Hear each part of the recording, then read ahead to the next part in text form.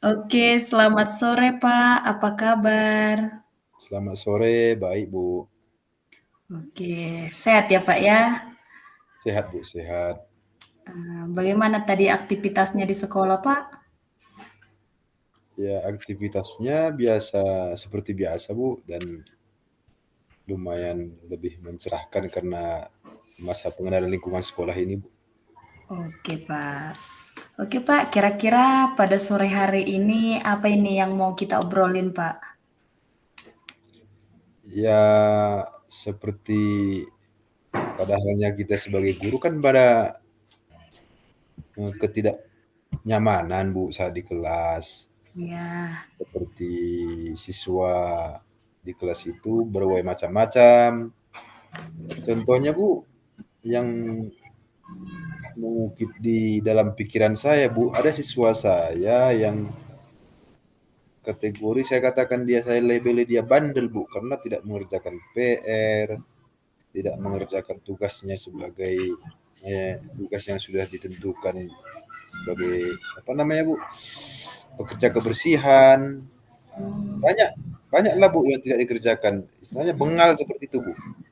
oh iya ya Pak. Oke, kira-kira melihat hal tersebut, bagaimana perasaan Bapak terhadap siswa Bapak tersebut? Kalau perasaan saya menjadi terganggu sebenarnya Bu, karena saya menjadi mengajar tidak berfokus lagi karena terhadap teman-teman yang lainnya Bu. Saya menjadi tidak fokus lagi karena ulah daripada si anak ini Bu. Oh, oke Pak. Kalau menurut Bapak sendiri, apa aja faktor yang menyebabkan si anak tersebut menjadi seperti itu kira-kira, Pak? Kalau menurut saya faktornya itu utamanya karena dia tidak tahu pelajarannya Bu. Menurut saya Bu, belum saya setelah diamati nih. Iya, Pak. Kemudian faktor yang kedua menurut saya itu karena dia jauh dari lingkungan perkampungan dan jauh dari teman-temannya yang di lingkungan sekolah Bu. Oh, berarti bisa dikatakan kurang bergaul ya, Pak? Kurang bergaul karena lingkungannya Bu. Oke. Nah, kalau misalnya kondisi di rumahnya, apakah Bapak sudah pernah memperhatikan, Pak? Sudah pernah saya perhatikan di kondisi rumahnya Bu, tapi rumah utamanya itu sering kosong ditinggal karena mereka tinggalnya di ladang Bu, tidur di ladang Bu. Oh, oke, Pak, oke. Hmm, berarti tadi siswa Bapak, menurut Bapak itu tadi ada yang tidak melaksanakan tugas sesuai jadwal ya, Pak, ya. Iya Bu. Eee, kemudian ada juga yang kurang aktif, bisa dikatakan seperti itu ya, Pak. Iya Nah, Bu. menurut Bapak sendiri faktor lain yang menyebabkan ketidakpatuhan siswa melaksanakan jadwalnya itu kira-kira karena apa, Pak? Saya kira karena tidak ada temannya berbagi Bu, tidak ada temannya diskusi Bu. Karena gimana lah Bu ya, si anak ini tinggal di ladang, sementara teman-teman lainnya banyak yang tinggal di kampung gitu Bu, bukan di ladang. Oh, oke, Pak, ya. Oke, melihat hal tersebut pokok banyak sedikitnya Bapak sudah adalah tahu tentang latar belakang siswa tersebut ya, Pak.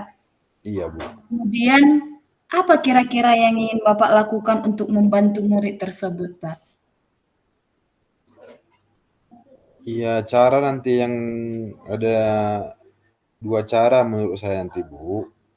Iya, Yang Pak. pertama saya coba dulu asingkan dia dari teman-temannya, apakah dia nanti bisa berubah dengan cara itu Bu. Yang Ya. kedua, saya ingin berdiskusi dengan atasan saya, juga dengan gurunya sewaktu dia di kelas 4. Saya ingin tahu informasi tentang bagaimana sebenarnya dia selama kelas 4. Sehingga nanti mungkin nanti saya temukan bagaimana solusinya seperti itu. Oke. Lalu kira-kira siapa saja yang ingin Bapak libatkan dalam rencana tersebut? Yang utamanya saya libatkan dulu persetujuan daripada atasan sendiri, Bu. Yang kemudian guru rekan sejawat yang utama yang saya lakukan nanti pendekatan kepada anak ini yaitu guru olahraga, Bu. Mengapa Bapak melakukan pendekatannya dengan guru olahraga, Pak? Karena pada dasarnya karena karena pada dasarnya, Bu, di siswa yang laki-laki nih, karena si anak ini laki-laki, Bu. Ya, Pak. Siswa laki-laki itu paling menyenangi mata pelajaran olahraga, Bu. Jadi saya Oh, kira dia lebih dekat dengan guru olahraga, Bu. iya, iya. Lalu bagaimana? Apakah Bapak akan berkoordinasi dengan orang tuanya, Pak? Saya sudah pernah berkoordinasi dengan orang tuanya, cuman saya akan upayakan lagi berkoordinasi untuk memastikan, Bu, keadaan anak ini, Bu, supaya dia bisa berubah total di sekolah. Oke. Menurut saya rencana Bapak cukup bagus juga ya, Pak, supaya murid tersebut bisa menjadi lebih baik lagi. Kemudian ada rencana lain nggak, Pak, selain itu kira-kira? Rencana lainnya, Bu, ya itu tadi, Bu, nanti kalau tidak berhasil nanti yang cara tidak mengasingkan dengan mengasingkan si anak ini, Bu, saya rasa nanti lebih lebih kepada saya lebih berfokus kepada si anak ini, Bu. Saya buat dia menjadi pimpinan kelas, ataupun saya buat dia sebagai ketua daripada untuk kegiatan kebersihan. Pokoknya saya berdayakan dia, Bu. Itulah rencana yang kedua dari saya, Bu. Oke, Pak, rencana yang cukup bagus. Kemudian, kapan Bapak akan mulai melaksanakan hal tersebut, Pak? Kira-kira saya akan melaksanakan ini 2 minggu, rentan 2 minggu ke depan lah ini, Bu. Oh, berarti dalam waktu dekat ini ya, Pak, Bapak akan melaksanakan hal tersebut. Kemudian, Pak, nanti kalau Bapak sudah melaksanakan hal tersebut, kira-kira bagaimana Bapak mengukur keberhasilan dari rencana Bapak tersebut? Cara saya mengukur keberhasilan itu bagaimana si anak ini nanti komunikasinya, Bu. Karena si Oke. anak ini komunikasinya kurang baik dengan teman-temannya, Bu. Karena dia Oh, tidak disukai oleh teman-temannya. Jadi barangkali nanti jika terlihat nanti perubahan pada anak ini, otomatis dia dia lebih intens berkomunikasi dengan teman-temannya. oke. Seperti itu, Bu. Oke, Pak, saya sangat mengapresiasi rencana Bapak ini, semoga berhasil, Pak, dan mendapatkan hasil yang memuaskan. Ada lagi, Pak, yang mau dibicarakan? Iya, saya mau bertanya sama Ibu. Menurut Ibu, solusi dari saya ini apakah sudah cocok dengan langkah-langkah yang saya ceritakan kepada Ibu ini? Sudah, Pak, karena dari tadi kan Bapak sudah memberitahukan, kemudian Bapak juga menemukan solusi dari apa yang Bapak hadapi ini. Jadi menurut saya ini cukup bagus dan semoga Bapak berhasil nanti menerapkannya ya, Pak. Oke, Bu. Terima kasih, Bu. Cukup, Bu, saya rasa, Bu. Oke, Pak. Selamat sore, Pak Indra. Selamat sore, Bu. Oke, baru gantian, Pak.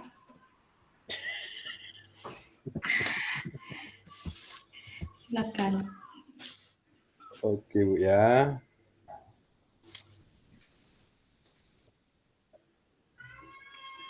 Selamat pagi, Ibu Nelly. Selamat pagi, Pak. Nah, bagaimana kabarnya Ibu Nelly? Luar biasa baik, Pak, hari ini. Iya, bagaimana tadi keadaan di sekolah, Bu? Keadaan di sekolah tadi cukup menyenangkan karena kebetulan sekolah kami juga sedang dikunjungi anak-anak KKN dari Unimed, Pak. Oh, bagus sekali ya, Bu. Ya, berarti terbantulah Ibu ya sama anak-anak KKN, Bu ya. Iya, Pak. Nah, sudah lama kita ini tidak berbincang-bincang nih, Bu Nelly. Kira-kira uh, Apa yang ingin Ibu sampaikan dalam bincang-bincang kita kali ini, Bu Nelly? Oke, Pak. Ya, betul sekali ya, Pak. Sudah lama kita tidak berbincang-bincang seperti ini. Iya. Jadi ini, Pak, saya sedikit mau berbagi ya, Pak, dengan apa yang saya hadapi di sekolah. Jadi, belakangan ini saya sering masuk di kelas siswa saya, itu karena kebetulan saya sering dapat lesnya di jam terakhir ya, Pak.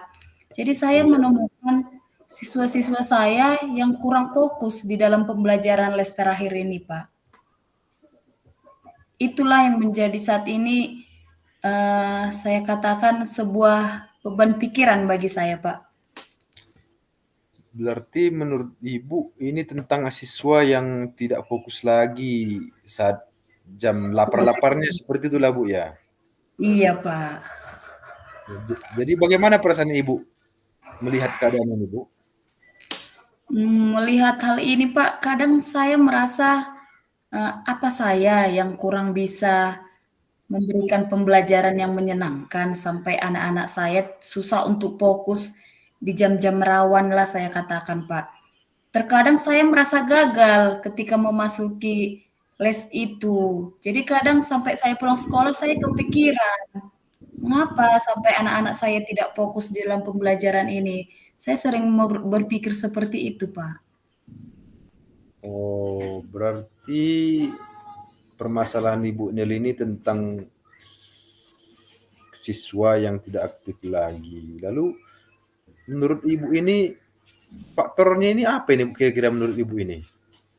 Eee, Sejauh ini, Pak, yang saya amati dan saya yakin ini adalah faktor penyebabnya. Jadi kan, Pak, ini udah jam rawan.